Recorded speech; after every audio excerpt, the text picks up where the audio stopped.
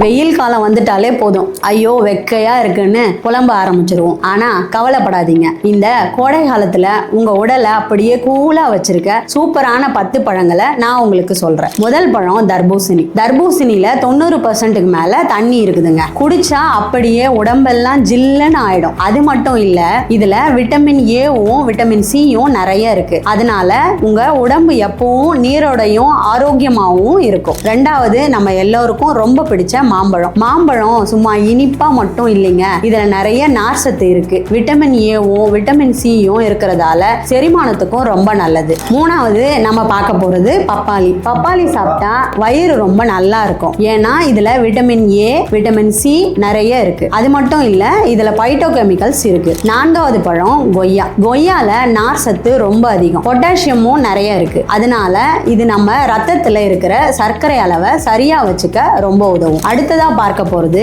பார்க்கவே அழகா இருக்கிற ஸ்ட்ராபெரி. இதுல விட்டமின் சி நிறைய இருக்கு, ஃபோலேட்ஸும் இருக்கிறதால நம்ம சருமம் பளபளன்னு மின்னும். ஆறாவது பிளம்ஸ். பிளம்ஸ்ல நார் சத்து நிறைய இருக்கு. அது மட்டும் இல்ல, இதுல ஆன்டி ஆக்சிடென்ட்டும் நிறைய இருக்கிறதால மலச்சிக்கல் வரவே வராது. எட்டாவது அன்னாசி பழம். அன்னாசியில பொட்டாசியம் நிறைய இருக்கு, பாலிஃபினால்களும் இருக்கிறதால இது நம்ம செரிமானத்துக்கு ரொம்ப உதவும். அடுத்ததா பார்க்க போறது லிச்சி. லிச்சியில விட்டமின் சி நிறைய இருக்கு, ஆன்டி ஆக்சிடென்ட்டும் இருக்கிறதால நம்ம நோய் எதிர்ப்பு சக்தியை அதிகமாக்கும். கடைசியா கிவி. கிவி பழத்துல vitamin A vitamin C vitamin B6ன்னு நிறைய சத்துக்கள் இருக்கு. மெக்னீசியம் இரும்புன்னு உடலுக்கு தேவையான எல்லா சத்துக்களும் இதுல இருக்கு. ஆக இந்த 10 பழங்களையும் உங்க உணவுல சேர்த்துக்கிட்டீங்கன்னா கோடைகால வெயிலையும் ஜெயிச்சிடலாம், உடம்புல இருக்கிற சோர்வையும் விரட்டிடலாம். இந்த வெயிலுக்கு இதெல்லாம் ரொம்ப நல்லதுங்க.